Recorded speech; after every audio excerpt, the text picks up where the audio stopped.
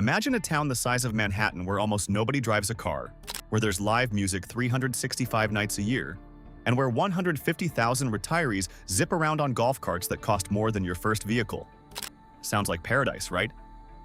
Well, the internet says it's secretly something darker, a place of wild rumors, hidden scandals, and one mysterious billionaire family pulling every single string.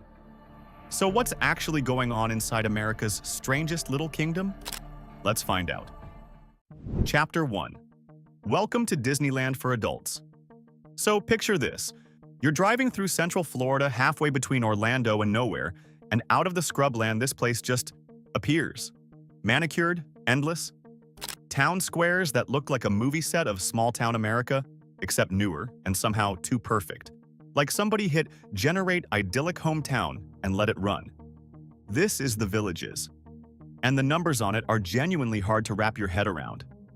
We're talking the largest age-restricted retirement community on the planet, sprawled across more than 50 square miles in 3 different counties, with a population pushing 86,000 inside the community itself and over 150,000 in the wider metro area. To put that in perspective, that's bigger than a lot of actual American cities you've definitely heard of. And here's the kicker.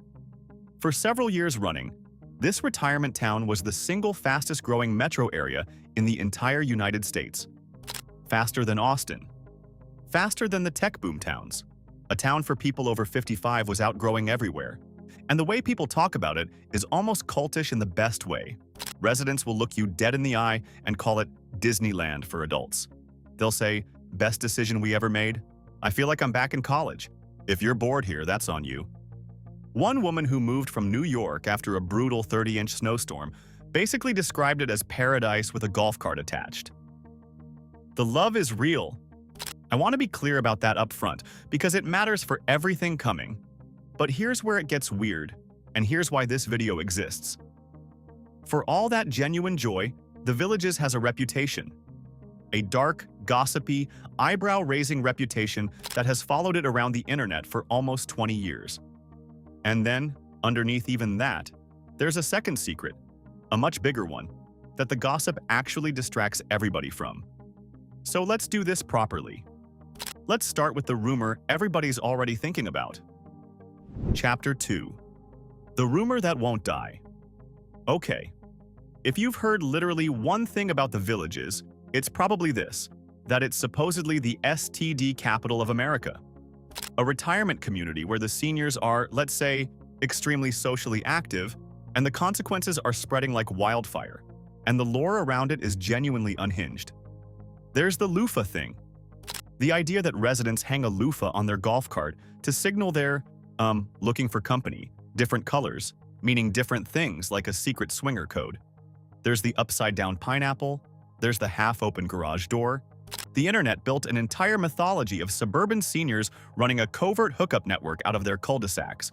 So I have to be the buzzkill here, because the truth is genuinely more interesting than the gossip. The residents flatly deny all of it.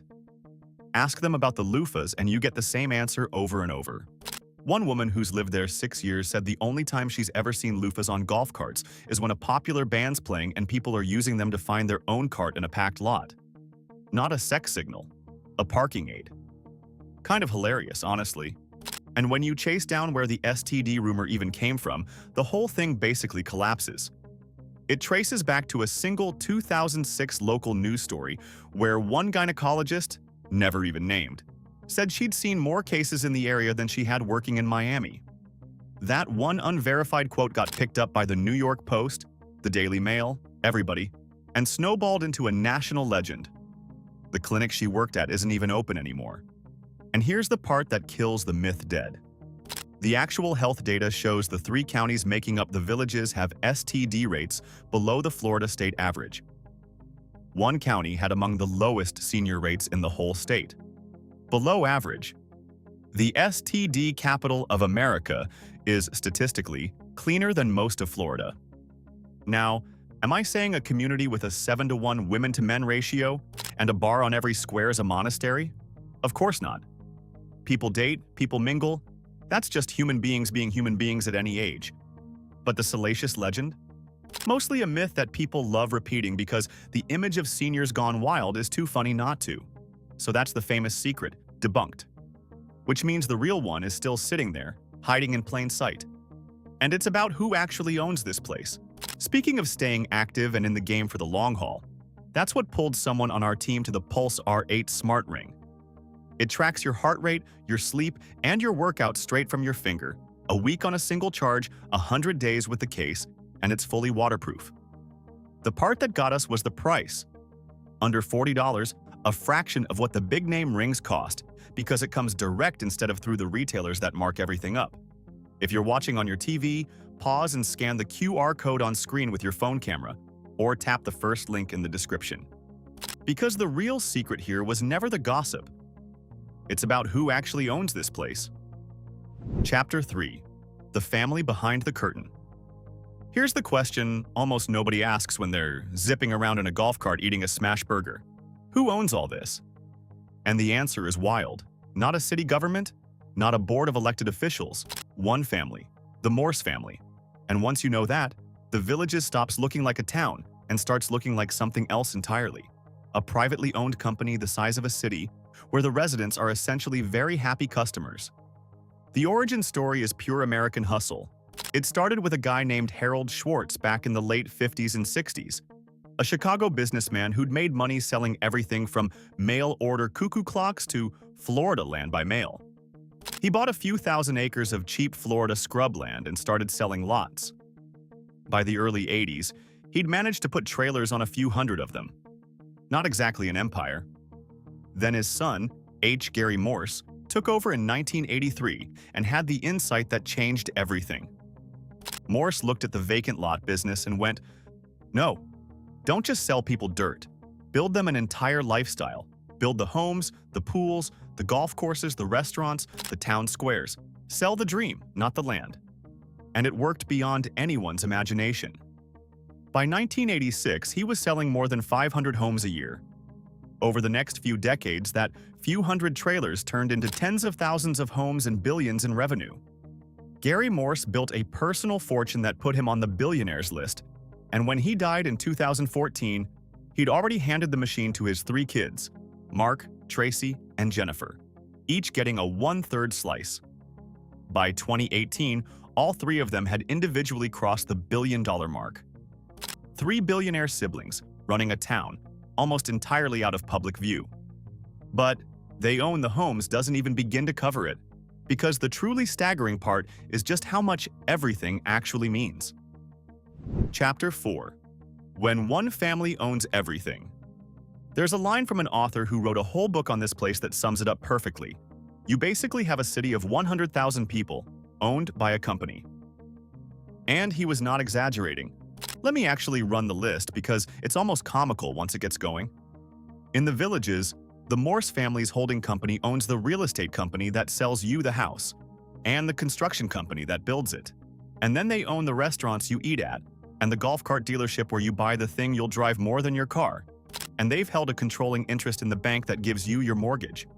They own the insurance company, the trash collection, the IT company, and this is the one that really gets me. They own the local newspaper, the radio station, and the TV channel. So the news you consume about your town is published by the people who own your town. Sit with that for a second. There's a reason critics call this whole setup the bubble. Residents themselves say it. They describe feeling like they're in their own little world, where they can see the outside but they're separate from it, which is lovely when you're talking about safety and golf cart paths. It's a little more loaded when you realize the bubble is also an economic and informational ecosystem where, by design, a huge share of every dollar a resident spends flows back toward the same family. You buy the home from them, finance it through their bank, pay fees on the amenities they built, fuel up at their stations, and read their newspaper telling you how great it all is. It is, by any honest description, one of the most complete company towns in modern America. And the scale of what that machine has produced is genuinely staggering. Over a stretch of just under 3 decades, the holding company behind the Villages reportedly racked up nearly $10 billion in total new home sales revenue. $10 billion, from a place that started as a few hundred trailers on cheap scrubland. And they're not slowing down. At one point, They were reportedly building towards something like 92,500 new homes, expanding so fast that residents describe walking out of their neighborhood one day to find hundreds of new houses where there used to be nothing but woods. The family is even reportedly pushing into self-driving vehicles for the community because, of course, they are. When you own the entire town, you get to decide what the future of getting around inside it looks like, too. And before this sounds like a pure villain story, it mostly works, and people mostly love it. The amenities are genuinely world-class. Residents are genuinely thrilled. But it works, and people love it, and it's an enormous private wealth machine, are both true at the same time, and that tension is the actual story here. Which brings us to the cleverest financial trick of the whole operation, the one that even caught the attention of the IRS. Chapter 5. The billion-dollar magic trick. So how do you build golf courses, town squares, swimming pools, and rec centers for 80,000 people without spending your own billions to do it? This is where the Villages gets genuinely ingenious and a little controversial.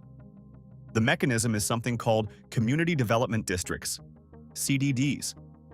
Now stay with me, because this is the secret engine of the whole place. A CDD is a special government-like district that can issue tax-free municipal bonds, the kind of cheap public financing normally reserved for actual public projects, like a city building a road. The Villages set up a whole web of these districts to finance all that gorgeous infrastructure. The bonds pay for the amenities up front. And then who pays those bonds back over decades? The residents do, through annual assessments tacked onto their living costs. So follow the money here, because it's beautiful in a kind of ruthless way. The developer builds the amenities using cheap, tax-free bond money. The residents spend the next 30 years paying that money back. And in the meantime, the developer's company often built and sold those very amenities into the system. The family gets a city's worth of attractions financed at public-style rates, and the homeowners carry the debt. It's legal, it's clever, and it's a big reason the whole thing scaled so fast. But the IRS noticed. In a 2013 memo, the agency essentially said, hang on, these tax-free bonds are supposed to be for genuine public entities, and this district is organized and operated to perpetuate private control, meaning it was run by Morse and his own employees, not an independent public government. The IRS argued the bonds shouldn't have gotten tax-free status at all, with hundreds of millions of dollars in tax benefits in question. The district's attorneys fought it. There'd also been an earlier $40 million class action settlement over how those amenity fees were being handled. So this isn't internet conspiracy. This is documented, on-the-record friction between the family's model and the government. And the wildest part? The residents, by and large, do not care. Many of them will tell you straight up they don't mind the fees or the corporate control because the lifestyle is worth it. Which, honestly, is its own fascinating thing. But the financial control is only half of it, because the family didn't just lock down the money. They locked down the politics, too. Chapter 6. The Quiet Takeover of Political Power. This is the chapter that turns the Villages from interesting business story into, okay, this is genuinely unprecedented. When you build a private city this big, you eventually bump into a problem. Actual government. County commissioners, local elections, public officials who can say no to you. So, in 2004, the Morse operation pulled off a move that's almost breathtaking in its ambition. They backed a ballot referendum that changed how county representatives were elected, so that Villages residents could effectively vote across the county, not just for their own little district. Given the sheer voting power of a fast-growing community of tens of thousands of engaged retirees, the practical effect was to hand enormous political influence over the surrounding county into the orbit of the Villages and the family steering it. And the family's political reach goes way beyond local zoning.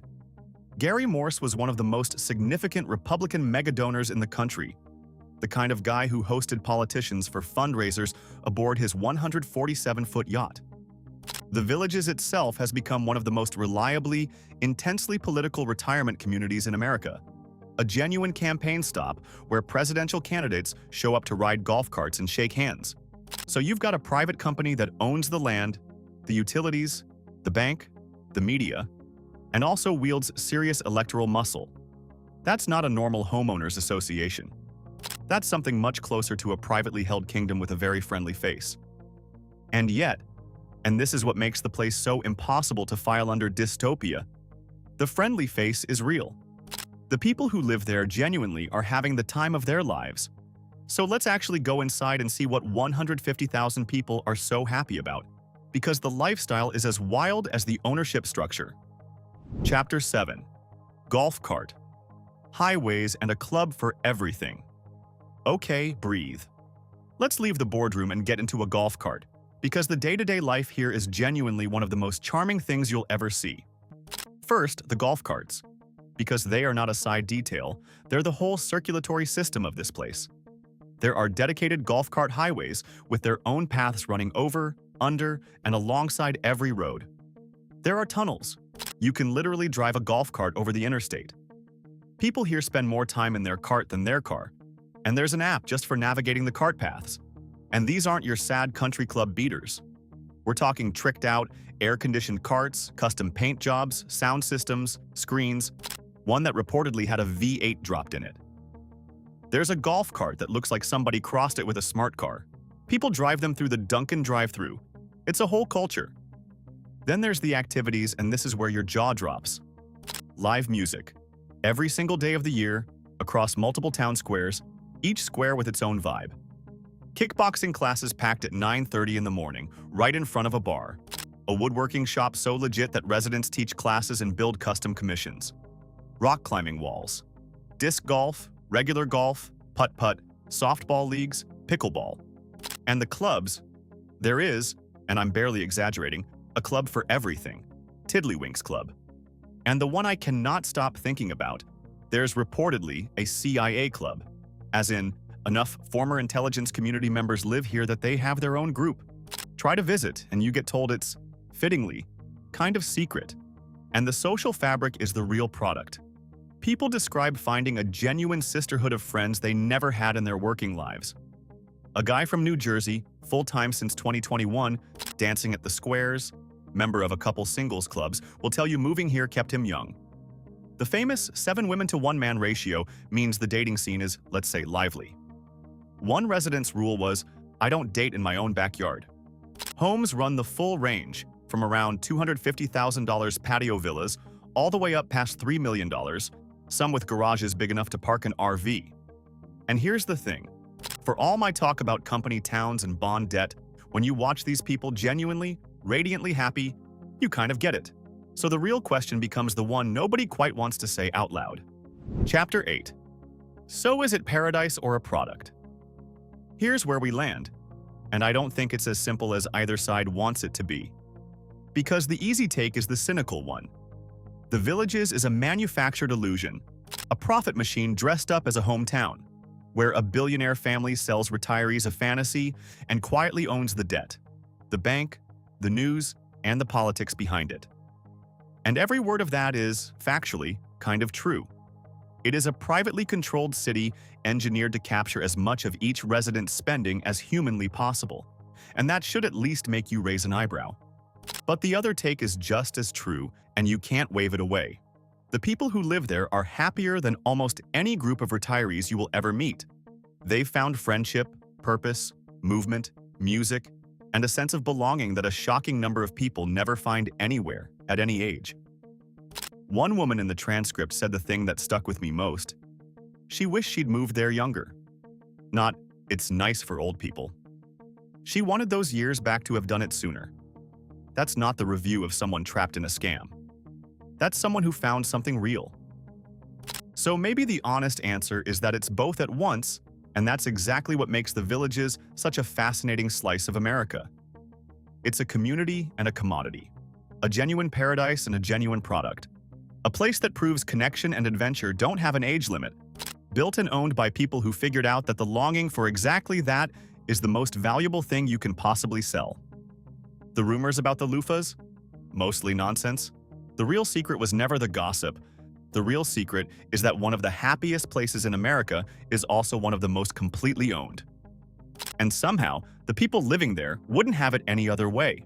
If deep dives into the strangest, most fascinating places and the people who built them are what brought you here, subscribe to Global Status and we'll keep delivering them. See you in the next one.